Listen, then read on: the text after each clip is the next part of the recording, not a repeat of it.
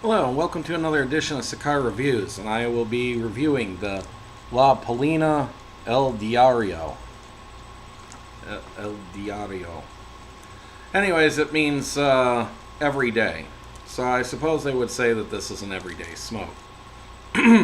Usually I take the cellophane off before a review. But in this case, I had an issue. As I'm taking the cellophane off, the whole cellophane wants to pull off. If you can see that, it's got a seam all the way around here. And usually it's going to take me putting my thumb down here and tearing, but it's not a very good cellophane on here. Anyways, this El Diario is from it's a I'm so out of it, a Honduran Rosado wrapper. I don't know much about Rosado wrappers. I believe I'm going to be doing another Rosado soon, so I will tell more about the Rosado wrapper then. That has Nicaraguan Corojo and Criollo long fillers and a Honduran binder. This is a very pretty looking cigar and slightly damaged on the band here. It's just got a little hangnail piece of paper that's like cut funny. I'll go ahead and pull that off. This is a Toro 6x50. It has a 93 rating. Interesting story about this is that Samuel Paley, who founded the company, came to America from the Ukraine and moved into Chicago. He started working rolling cigars, and in 1896 he started his own company called the Congress Cigar Company. And he retired in 1926, essentially killing the cigar brand. Anyways, they were highly popular in the early 1900s. And his grandson brought back the line more recently. And I'll get to that in a second. Samuel Paley's son was William S. Paley, who is the founder of CBS TV. And his son, William C. Paley, re-required the rights to La Palina and started rolling them again. They're being rolled at the Races Cubanas factory, Rice. I'm not pronouncing that right. Anyways, Alec Bradley's, a lot of the Alec Bradleys are rolled at the same factory. The Prensados and Tempeses are rolled there. Then another little thing is La Palina means the female Paley, apparently. And Samuel Paley's wife, Goldie Durrell Paley, is the woman pictured on the front. Thus, the cigar was named basically after her. So, I'm going to go ahead and cut this up. Ooh, that feels dry. My humidor is running at about 67% humidity right now, so it's a little on the low side. I just did a review of a cigar that was extremely oily and probably could do with some dry boxing. And I was thinking maybe it's my humidor, but my humidor is not over humidified. If anything, it's a little under humidified. So it wasn't my humidifier making it over humidified. I bought this earlier this month and I haven't gotten to it until now. I really wanted to try one of the La Palina lines, and this was affordably priced at my local brick and mortar for about $7 a stick, which from what I can gather seems to actually be on the low end for these. Not much smell off the wrapper. Perhaps a little hay.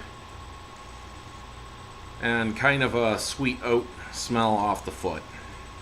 So, I'm going to go ahead and fire this up.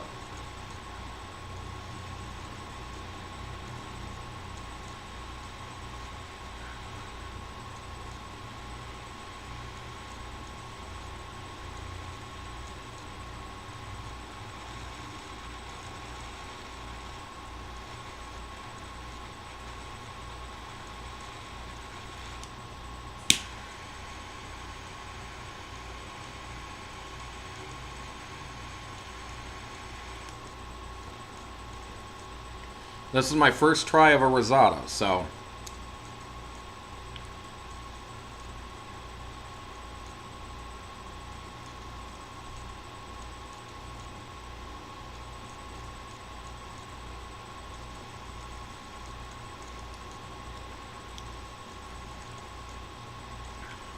kind of a honey barley flavor.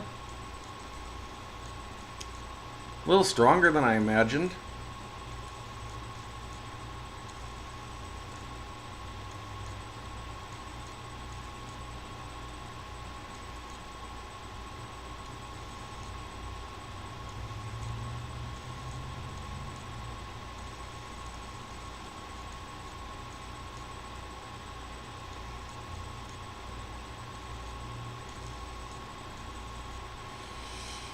Fantastic smoke output.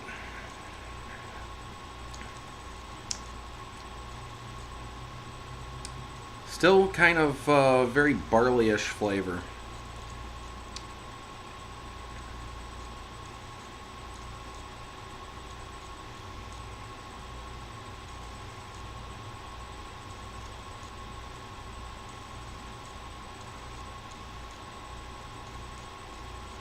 Very acidic retrohale, but some nice flavors that come and merge from the retrohale.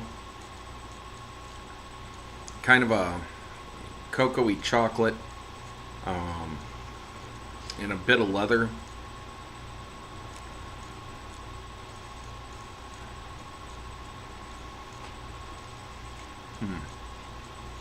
Well, I suppose I'll get into the halfway point of the cigar and let you know how this progresses, and I'll see you shortly. Hello, and welcome to the halfway point of this La Palina El Diaria. So far, very nice smoke, buttery, slightly creamy, some pepper notes, a little bit of leather. The pepper is not too strong as some peppers I've had. It's just very mild. Let's see. I did actually look up the information on the rosado. The rosado essentially translates to rosy or pinkish in color, although I don't see that. They are supposed to have a distinct reddish hue. Yeah, I guess maybe this is mildly reddish, but it looks pretty much like a normal wrapper. It's hard to grow these apparently outside of Cuba. That I didn't know. And the supply of this leaf is very rare because it's so hard to grow, and it's rather sought after. So, and it also says that the wrappers typically bring with it some spicy notes: cedar, coffee, earth, and pepper. And this kind of has a little coffee flavor, some pepper flavor, maybe a little bit of cedar. So I guess that lives up to what it says about the wrapper itself. I'm finding it quite enjoyable. It's definitely relaxing.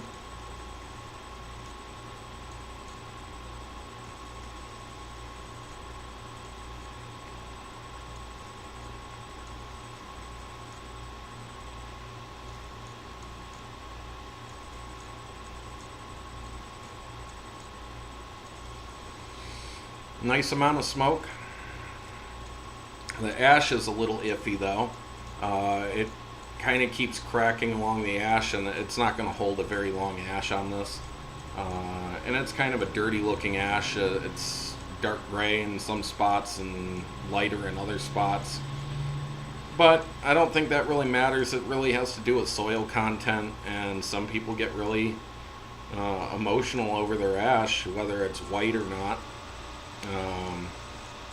But it really makes no difference. It just has to do with the amount of magnesium in the soil, as well as like lithium and things like that. So anyways, I'll get to the final third of this, let you know how this is progressing. There's even some fruity notes that are sitting around in the back of my palate in the finish. A stellar finish on this. Well, I will see you shortly. So Hello and welcome back to the final third of this La Palina El Diaria. Bet you I said something odd. But, anyways, flavors are quite good in this. It kind of has I hate to say it, but a root beerish flavor. Sweet and sugary, but not too sweet. Notes of cedar, a little bit of spice, but the overall mix just kind of has a root beerish flavor. Very appealing cigar. Definitely a repurchase for me in the future. Good long finish. Not too much to complain about here. Even a good price. So, with that said, please add and subscribe. Leave questions, comments, feedback, suggestions. If you've smoked this and you agree or disagree with my review, go ahead and leave your opinions in the comments below. Just keep it nice is all I ask, and enjoy every puff.